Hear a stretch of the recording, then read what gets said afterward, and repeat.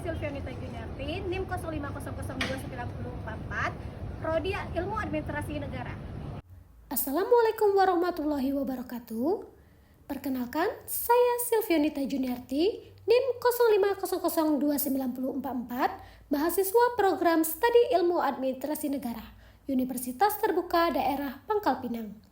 Pada kesempatan ini, saya akan mempresentasikan tugas 3 mata kuliah Manajemen Pelayanan Publik dengan judul Silarik, Sistem Layanan Rekaman EKTP Keliling sebagai solusi inovasi pelayanan administrasi kependudukan di Kabupaten Bangka Selatan. Sebelum masuk ke pembahasan utama, izinkan saya menyampaikan agenda presentasi. Terdapat 6 poin yang akan saya bahas. Yang pertama, latar belakang masalah. Kedua, identifikasi masalah. Ketiga, dasar teori pelayanan publik. Keempat, solusi inovatif Silarik. Kelima, strategi implementasi. Dan keenam, dampak positif dari program Silarik. Mari kita mulai dari poin pertama.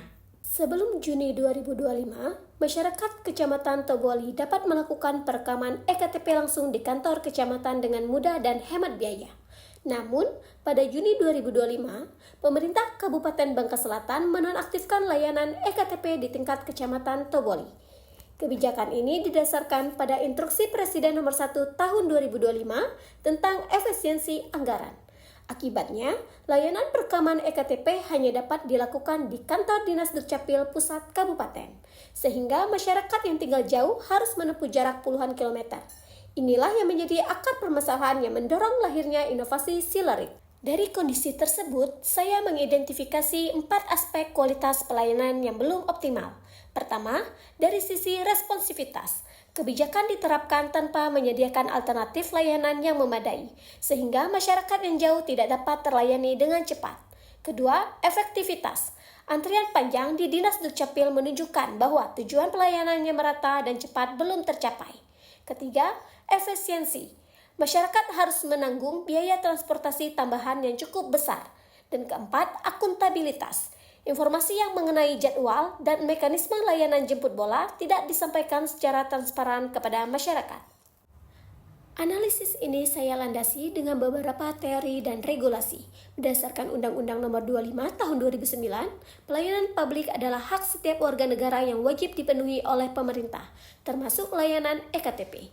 Menurut Dwi Yanto 2021, responsivitas adalah kemampuan pemerintah dalam memahami kebutuhan masyarakat dan memberikan pelayanan secara cepat dan tepat. Sementara Hardiansyah 2022 menyatakan bahwa kualitas pelayanan publik dapat diukur dari 4 indikator: responsivitas, efektivitas, efisiensi, dan akuntabilitas. Dan keempatnya belum optimal pasca penonaktifan layanan ini.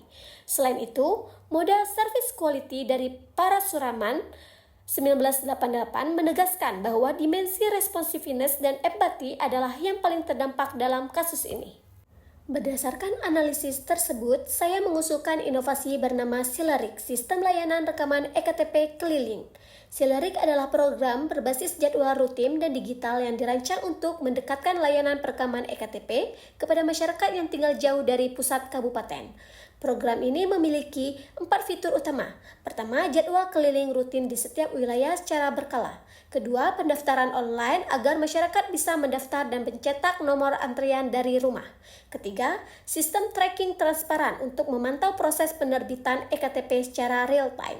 Dan keempat, bantuan aparat desa bagi masyarakat yang belum terbiasa menggunakan teknologi digital. Implementasi Silarik dirancang dalam 6 tahap. Tahap pertama adalah perencanaan dan kebijakan, di mana pemerintah daerah dan Dinas Dukcapil menyusun regulasi, menentukan wilayah prioritas, dan menyiapkan anggaran. Tahap kedua adalah pengembangan sistem digital oleh Dinas Kominfo, menjangkau platform pendaftaran online dan perangkat perekaman keliling.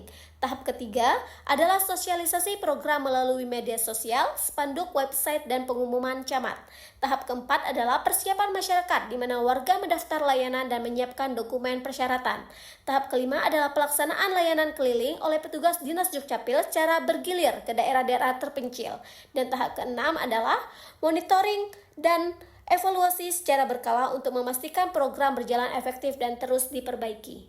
Keberhasilan Silerik memerlukan sinergi dari berbagai pihak. Pemerintah daerah berperan dalam hal kebijakan dan penganggaran. Dinas Dukcapil sebagai pelaksana langsung layanan keliling di lapangan. Dinas Kominfo bertanggung jawab atas pengembangan dan pemeliharaan sistem digital. Pemerintah kecamatan mendukung sosialisasi dan pendataan warga. Dan yang terpenting, masyarakat sebagai pengguna aktif layanan yang turut berpartisipasi dalam keberhasilan program ini. Dengan terlaksananya Silerik, terdapat dampak positif bagi masyarakat dan pemerintah. Bagi masyarakat, akses layanan EKTP menjadi lebih mudah tanpa harus ke pusat kabupaten. Biaya dan waktu dapat dihemat, antrian berkurang, informasi layanan lebih transparan, serta kelompok rentan seperti lansia tetap dapat terlayani. Peningkatan kepemilikan EKTP juga mempermudah akses terhadap BPJS, bantuan sosial, dan pendidikan. Bagi pemerintah, kualitas pelayanan meningkat, data kependudukan lebih lengkap, kepercayaan masyarakat bertambah, dan program ini mendukung digitalitas pelayanan publik atau e-government. Sebagai penutup, terdapat 3 simpulan utama. Pertama, penonaktifan layanan EKTP di Kecamatan Togwali menurunkan kualitas pelayanan pada aspek responsivitas, efektivitas, efisiensi, dan akuntabilitas. Kedua, Silerik hadir sebagai inovasi layanan digital yang mendekatkan perekaman EKTP kepada masyarakat melalui layanan keliling dan pendaftaran online. Ketiga, dengan dukungan seluruh pemangku kepentingan, Silerik diharapkan mampu mewujudkan pelayanan publik yang cepat, merata, transparan, dan akuntabel.